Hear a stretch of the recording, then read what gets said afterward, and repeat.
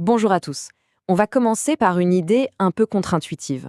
Et si l'une des choses les plus prudentes qu'on puisse faire avec son argent, l'épargne, était en fait le chemin le plus sûr pour s'appauvrir?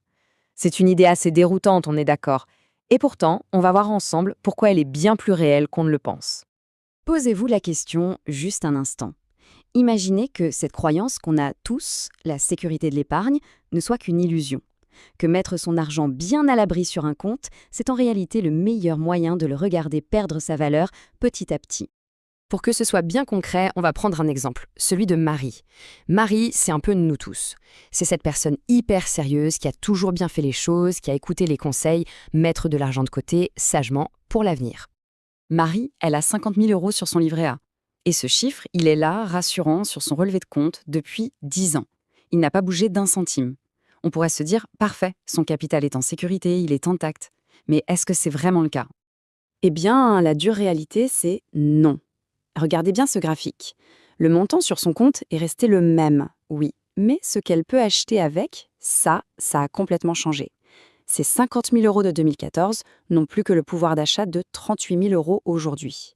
En gros, elle a perdu 12 000 € de richesse, sans rien faire. Mais alors, comment c'est possible? Comment peut-on perdre de l'argent alors que le chiffre sur le compte ne bouge pas? C'est l'œuvre d'un voleur, un voleur très discret qui grignote notre argent chaque jour sans qu'on s'en rende compte. Et ce voleur, bien sûr, c'est l'inflation. Pour le dire simplement, c'est le fait que le coût de la vie augmente. Le café, l'essence, le loyer, tout devient plus cher. Et si notre argent ne fructifie pas au moins à la même vitesse, eh bien mécaniquement, notre pouvoir d'achat diminue, on s'appauvrit. L'image est vraiment parfaite. C'est exactement ça. On met de l'argent de côté, on fait l'effort de ne pas le dépenser, on a l'impression de courir vers l'avant. Mais le tapis roulant de l'économie, lui, va en sens inverse. Résultat, on s'épuise juste pour, au mieux, ne pas trop reculer. C'est une stratégie perdante. Alors, si on sait ça, pourquoi est-ce que tant de gens restent sur ce tapis roulant?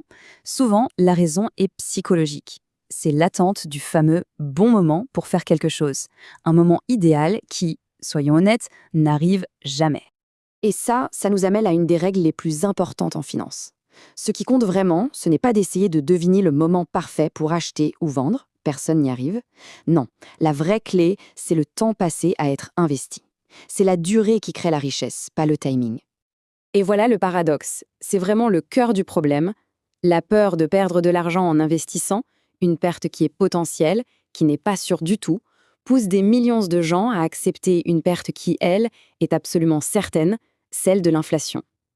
C'est un choix qui paraît prudent, mais qui est en fait